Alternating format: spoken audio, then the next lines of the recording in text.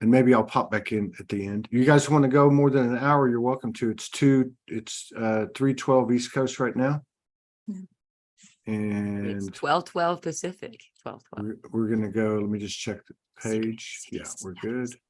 So let me go 3, 2, 1. You're on. Hello. Welcome to Transmission. This is a show about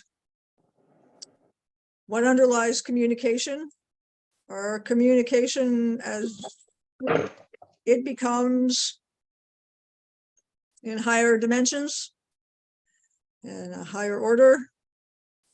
But down here where we talk English, we just talk uninterrupted. No one interrupts you, no one judges you, no one even comments much on what you're saying, unless it's a stimulation. And so we listen and we talk, and we let the transmission, the spirit, move the energies between us and through us and change us and create whatever it wants to create. And so we pick a topic and we talk and we watch what the spirit does with us. And that's what I understand is the nature of transmission. And the topic today is ascension symptoms. And I have some symptoms that wouldn't be considered a symptom of anything that are interesting that I wasn't going to talk about, but I possibly can. And that's the introduction. And I pass this to Julia. Well, I just want to say hello to our guests, and I love you guys. And I just have to say, Pamela, I usually start the show with ascension symptoms, and then at the very end of the show, I do like a light language transmission, and whatever everybody's gifts are, if they want to, they can also join in and do something towards the end. So I usually talk about my symptoms, but since the whole show is about that, I just wanted to say that every morning, Pam, you don't know me, but every morning I have coffee with you because I have to hear the ascension symptoms. And I'm always right on. I'm the poster board for them. And so whenever you speak, it's like, oh yeah, of course, I knew that. And if I listen to anybody else and you come on, like the YouTube little thingy banner comes on, I'm like, yeah, I gotta listen to her. And so I'm not crazy. Everybody else is going through this. So my biggest thing that I can relate to is the throat chakra, the teeth thing. I always have perfect teeth. I never had braces or anything like that. I am 62, but it started, I think, during the COVID period, 2020, where my teeth started to separate on the bottom. Yep. And I would get like really bad pain, but there was nothing wrong with them. Like I would get toothache pain, but there was no toothache, and the gums. And I lost 2 back teeth. I lost 3 whole teeth altogether from 2020 to 2022. And I think it's because they were separating and working, but it actually works for me because, it gives you that model look, the thin face look. So right now at this very moment, the energies are just constantly, they're stronger. I keep praying for Christ consciousness energies to come down and open everyone's heart. And I think other people are doing that too. So it's happening. So every day we're getting more and more, and especially the old folks. I'm not old. I'm in my blossom years, 62 years old. And I can feel our bodies are just a little more dense than the youngers. Yes. So we tend to, the blue rays tend to like really feel the aches and pains. So right now, I went out for the first time in a long time for lunch yesterday, and I'm really feeling it. Like I'm feeling achy all over. I'm feeling a head cold that never actually becomes a head cold. So I've been feeling for the past couple weeks that I'm getting sick with a head cold, but it never actually comes to fruition. Little tiny fevers that are really fast. What was the other one? Gastro. The past couple days, it's just gone, like, and I can eat whatever I want. It just goes, it's like, I'm not gaining any weight. And the other thing I wanted to say before I hand it over to you guys is, I did say it in the last show, but I'm always exhausted, always. And usually around 3 o'clock for us oldies, that's usually kind of when it hits us. However, I did end up having to have a colonoscopy, and I did have polyps, which made me more exhausted. I was exhausted all day long. So now that they're taken out, I see a big difference in my energy. So don't assume everything is ascension symptoms. Sometimes it's a real thing. And I did quit smoking like 6 months ago, and smoking can kind of cause that and other stuff. So please don't smoke. No, I don't. No, you do whatever you want to do. I'm just telling you, I'm the poster child for everything, but I negate it because I'm perfectly healthy now. So I'm going to just hand it over to, I guess, we're going to do, I guess, Pam first, and then we'll go into Jen, because I think you have some cures for all this stuff. So go ahead, Pam. Pamela, please. Pamela. Thank you. Bubala. Hello. Yeah. Wow. Thank you for that. That's what an honor that you invite me into your coffee every morning. I'm excited to see so many people are talking about these lately. Like, it's become a thing that people are now finally like, there's more people discussing this stuff.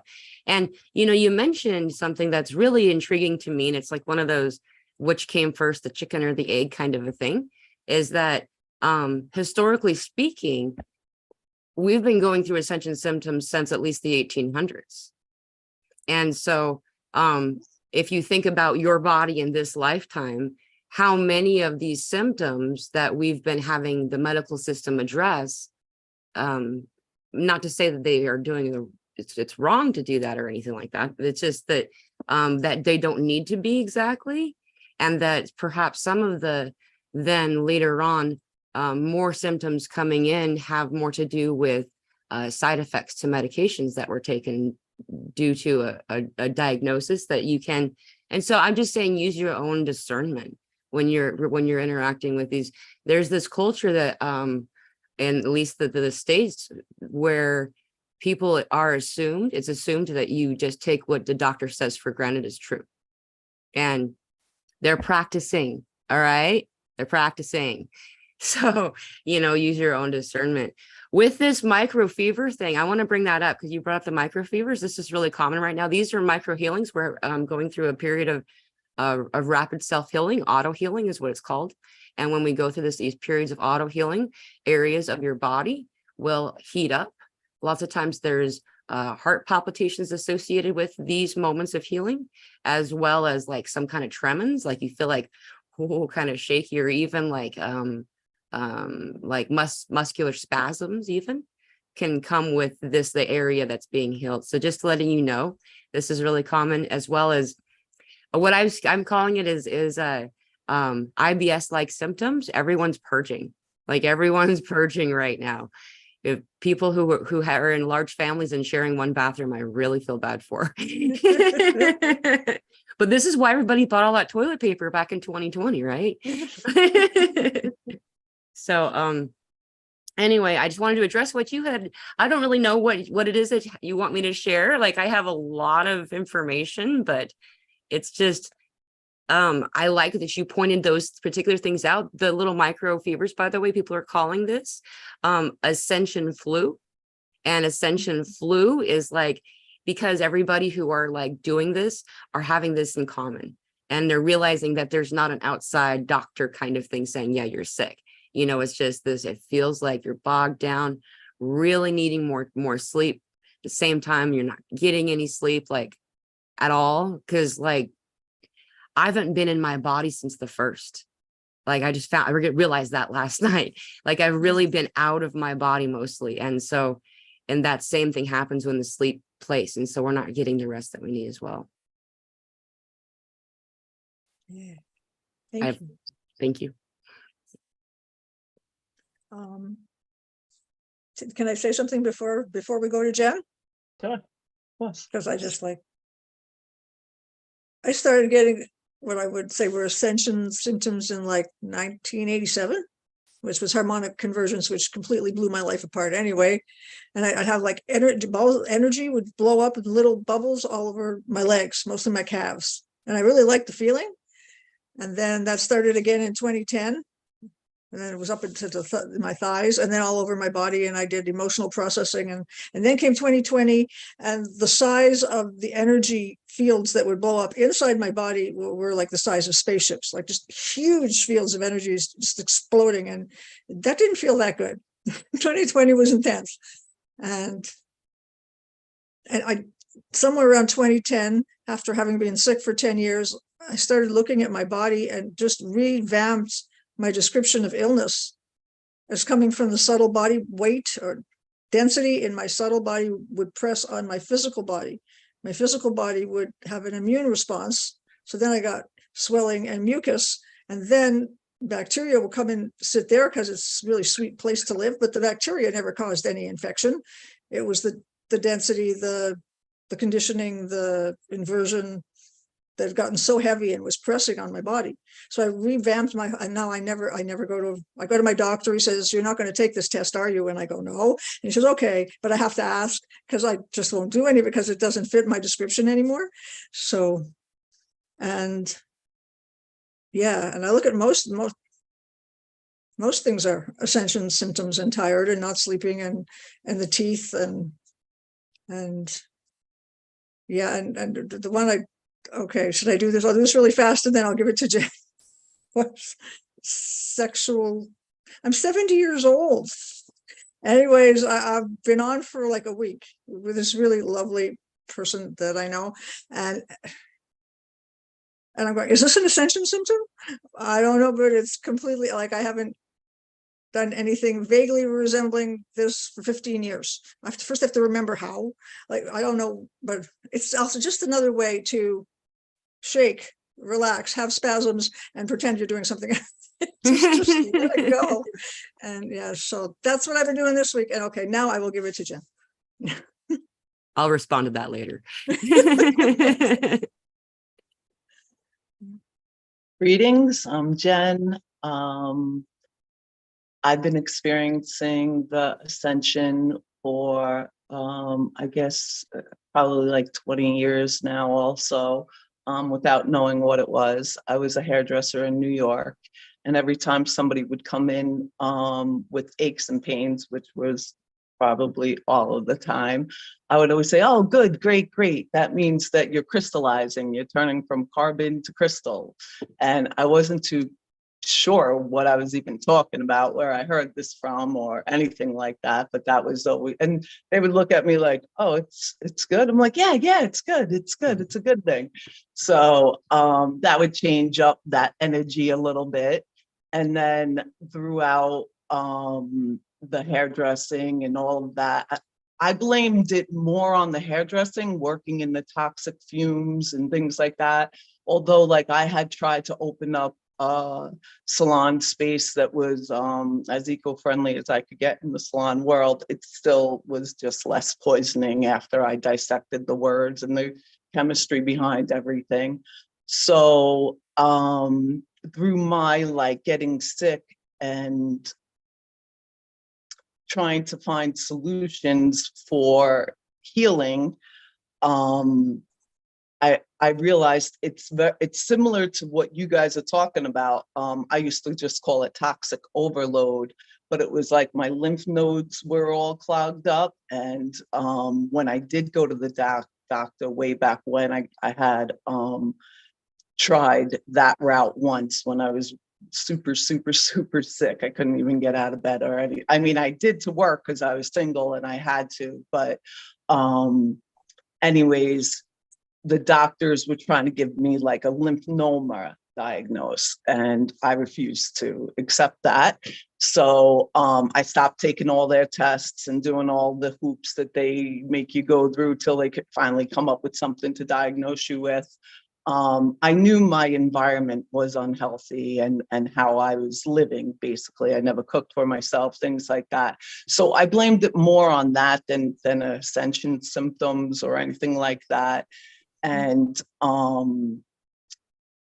although I did also believe that we were raising our vibrations and our energies, and that we're water and water's crystals, and we were getting into that part of ourselves. But I again, only until recently do I hear so many people speak about all this stuff. And I'm like, okay, now it makes sense what I was thinking. And I couldn't put pieces together, but as we all join together, it's so awesome because every piece is being pulled together. But I also have the teeth issue. When I was younger, I had horrible accidents and I bit through my teeth and I killed all the nerve endings. So throughout these years, they've been replaced and things like that. And as I'm about to do this show thing with Todd and this awesome network, my teeth like come out. So I'm trying to deal with I'm just re-gluing them back in because I bought the dentist stuff and things like that. And at one time, barbers were dentists, but it's more about insecurity, inner securities. So for me with this ascension, what's popping up is all my insecurities, my inner securities, because it's about self consciousness, not being self-conscious, which is what my teeth are doing. That's why I might not do the show because I'm speaking awkwardly or this and that, and all this self-consciousness is coming up. But it's about self-conscious, not self-conscious, or however you would phrase that. And that's the other ascension symptom. Okay, so I had the teeth, I have the stomach thing, which I do lots of herbs for, which is, I believe I heard Pamela talk about this too, whatever's around us. So right now, goldenrod's around us, and that's so healing for the lymph nodes and for the teeth. And anyways, things like that, we can heal ourselves through Mother Nature. That is what my show will be about more, because I was a hairdresser. I gear it towards the beauty end of it, but that's inside, outside, about a self-care, self-love routine that I'm discovering myself. Through this self-care thing, I'm discovering self-love, and it's quite awesome. And I'm 52 years old discovering self-love. But where was I going? I was going somewhere else before. But anyways, that's kind of my story. And I know it was with the symptoms. Oh, dyslexia. I'm dyslexic. So during this ascension time, right now, I can't flip anything. I can't. When I was younger, somehow or another, I understood how to flip things, and now I can't. But I don't mind it because it's really letting me see the word, how I actually did flip it. The other day, I was driving to a divine sister's house that I met through Soulogy, and we just met for the first time, and boy, that was quite a meeting. It was divine. Anyways, I kept seeing there's a lot of churches here in North Carolina. So the word holy with an H. So in my head, I think hole, black hole, right? And then I think, okay, but that's not what churches could be talking about. So so they mean it with the W, whole, like a whole circle, a full circle, a white circle. Anyways, so that's with the dyslexia, that it's letting me see the images that I created as a child or something like that to flip this dyslexia thing in this world. So at one time it was annoying me and agitating me that I couldn't flip simple words back and stuff like that. Now I'm getting to see the gifts. Okay, so that's what I wanted to share. I wanted to add about the sexual thing because, yeah, that then I'll hand it over to Pam because I know she's Pamela. Sorry, that's another thing. I have no memory, no short-term memory. What I've noticed is, the past couple of years, I haven't really been feeling and I haven't cared about being sexual or being beautiful or pretty. It was just just getting up in the morning was like a lot. And, I have this grandchild now and so I had my outfits are like leggings and a nice big top or something. And so lately, I gained some weight from stopping the cigarettes, but I've been working out and, I always work out and I'm starting to lose it again. But what I've noticed is I'm starting to want to dress and show my body off more in a. So I bought a few dresses, spent a little money, and bought some nice dresses that show my waist. A lot of these new bohemian dresses, which I love, and they have to, you know, a little bit of a waist, a little bit of an empire waist, which I love. And I noticed, you know, my husband's been like looking at me, and he's like, "Wow." And I haven't heard that in a long time. and it's like, you know, and then at night, it's like I'm starting to feel a little frisky. And it's funny because I look at myself and I'm like, I look totally different than I looked when I was 52. I mean, the body changes are pretty, you know, I feel my belly. I got a nice little roll in the belly. And so it's like, but hormonally, you know, I just didn't care. I didn't care if a guy looked at me. I just didn't care. It wasn't, you know, I'm connected to source. I got everything. I have the whole world. I'm loved beyond measure for who I am. And that whole sexuality thing, that whole, you know, boyfriend, girlfriend weirdness, that's been all hijacked. We know that. That's, you know, so what I have with my husband after being married for a long time, we definitely have heterogamous. I mean, we definitely have, like, we don't even have to have any relations. We just look at each other and we're like so connected, you know, we're so bonded. But I have noticed, like, I'm starting to feel a little frisky, and I'm like, you know, saying, you know, talking about my husband, how handsome he is, and like we're starting to like get it up again. I don't mean that. That was bad. I didn't mean that. We're starting to get the feeling up again, and the and what I'm noticing is loving myself. That's the most important thing, is loving myself exactly the way I look now, not taking the Ozempic and losing 30 pounds and looking like, you know, a concentration camp person, but like just loving every curve, every saggy skin, every wrinkle, and just loving the crone. I'm taking the word crone back. And that is a sexy woman. A crone is a sexy woman that loves herself and loves others.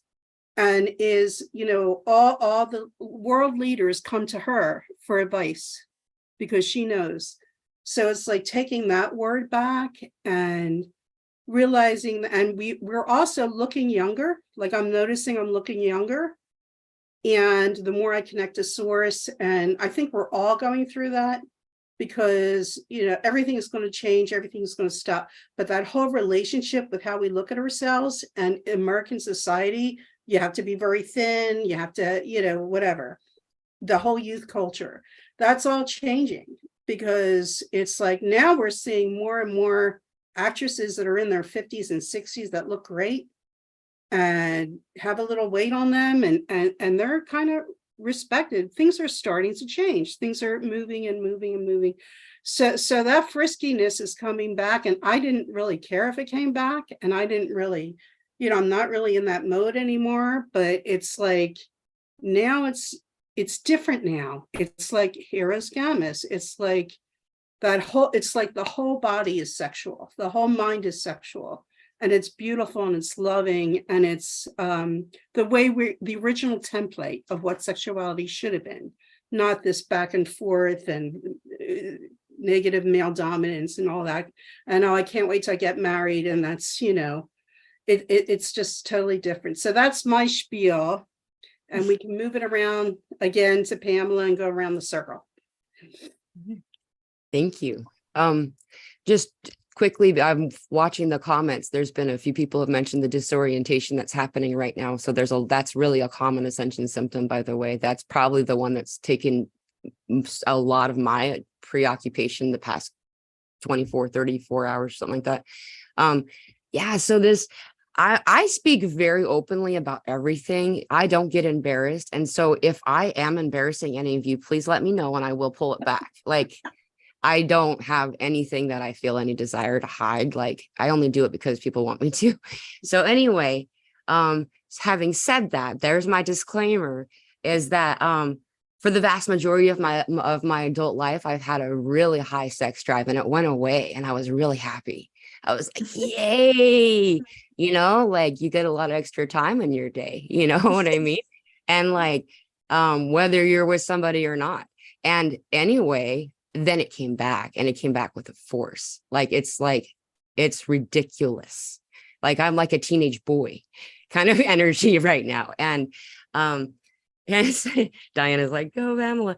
And so anyway, and this has become very, very, very surprising for a lot of people, is that even if we're not pursuing another individual, another energy, we're having our, like we were talking about before the call, I'm fine. I don't know what it is about the produce department.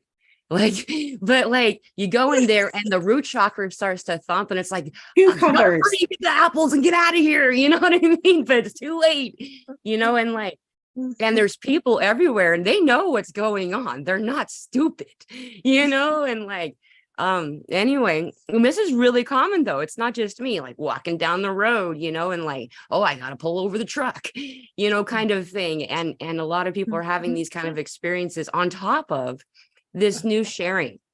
And so I want to talk about this just for a second, is that there's something more happening here that we realize, is that if you're using the D's, you know, they say like 3D, 5D, stuff like that. It's not really called that, but that's what the people call it. When you go up to 9, the 9D frequency feels like a constant, I'm going to say words. I don't know if we're going to get kicked off or not, but I'm just going to do it. It feels like a constant orgasm climax at this 9D state. So when you go up there, it's like, and it's funny too, because you're like, oh, I'm never going to get anything done if I'm always in climax, right? But turns out it wears off, or not wears off, but it normalizes really quickly.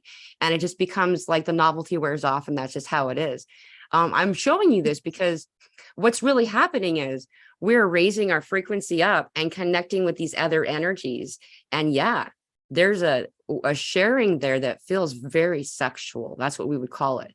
And so there's a lot of shame and stuff associated with this too, because we connect with an energy that we know is married, for instance, or that you are, you know, or there's some type of thing going on there. And that's not what's happening. This is a separate kind of energy or experience.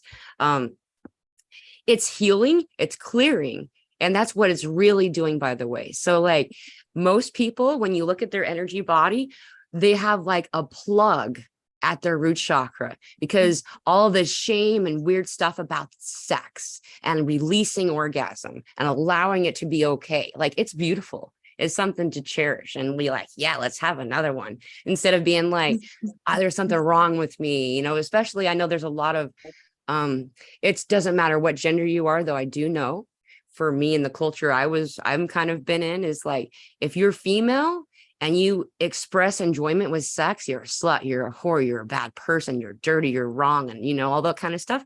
And to get past that bullshit and into the empowerment of yourself, that, you know, we are very sexual energies, and it doesn't have to be like we were talking about too, energies connecting with each other when they don't see them really as a sexual partner. You know, maybe they're heterosexual who's engaging with a female, another female. And that's not to say that they're like, you know, bound chicka wow wow. It's like they're hanging out in the energy. And like, also because it's so amazing, it brings up that euphoric state of orgasm, you know. And so just keeping all of these things in mind, it's throwing all the rules out is what we're really doing, and unlayering it. So allowing the release of the orgasm is really, really helpful. This is the purging that lets the energy finally go down. See, that energy is supposed to dig down into Gaia like a root. It's not supposed to be stagnant and like clumping up there. Like, it's bad looking at people. They're having like all this stomach and like liver and gallbladder and just all this crazy stuff right there.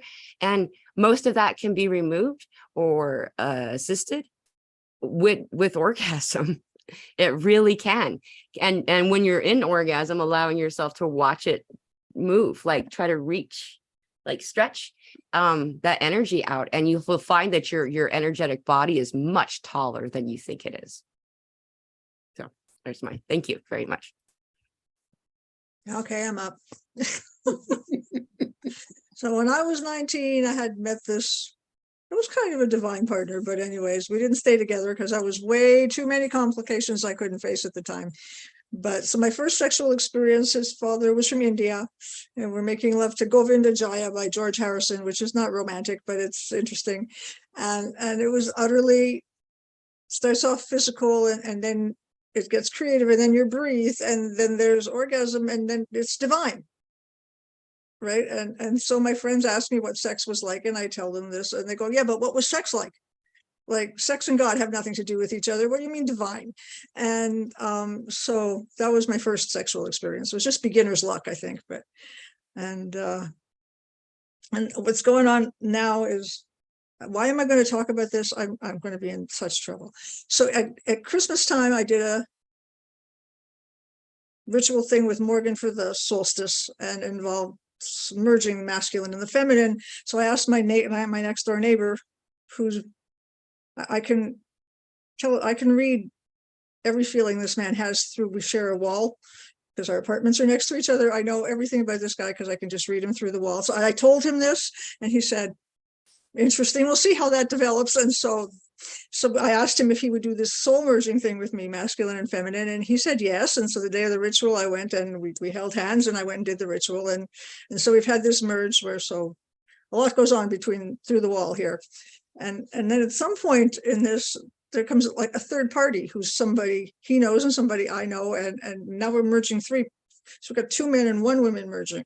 And I'm going, okay, this is kinky, but this isn't this 3rd or 4th dimension. So we can be kinky. Which also made me see that all those dreams we had of living on communes and not being monogamous and stuff, that never worked out in the 3rd and 4th dimension. In the end, you wanted your wife back. You felt really hurt. It didn't work out.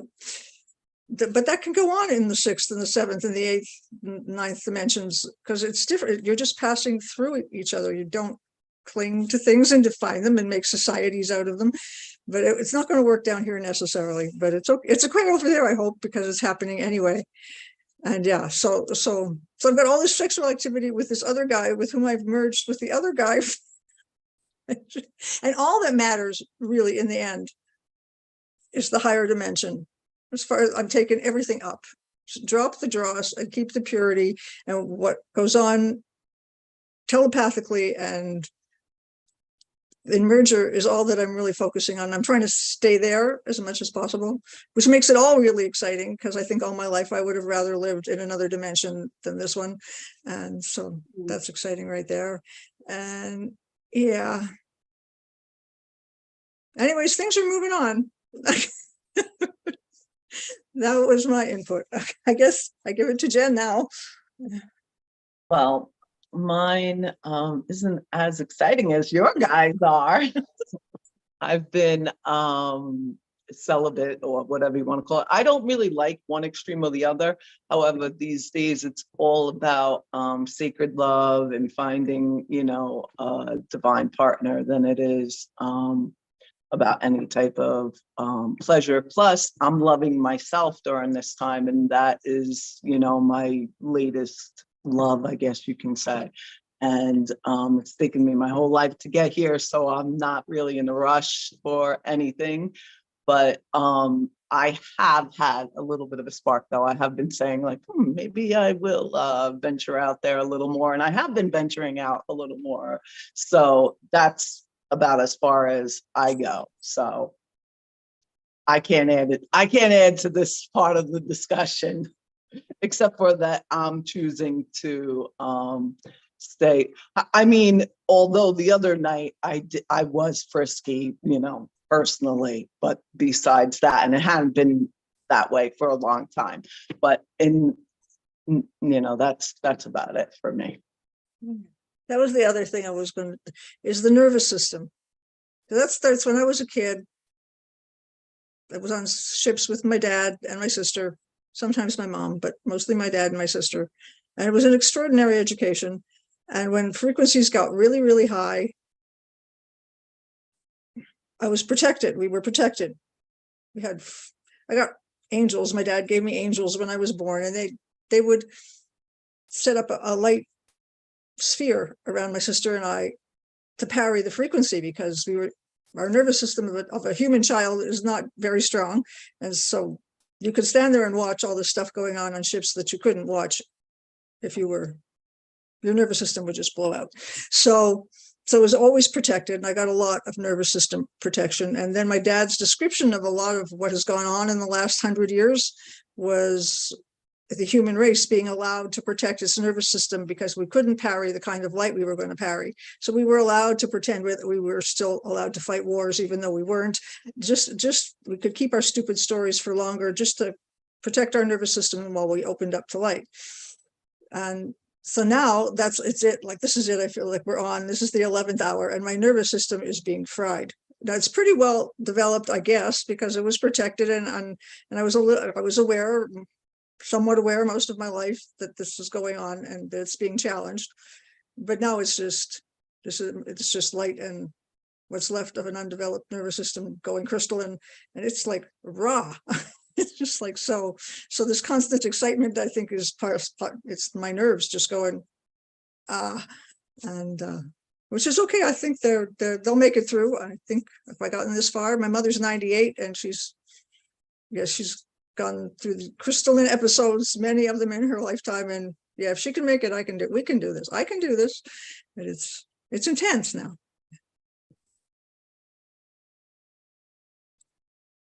And then but I can't function, and I didn't remember to send anybody a link, and I'm surprised I'm getting anything done, but I am, and I'm kind of busy, and I'm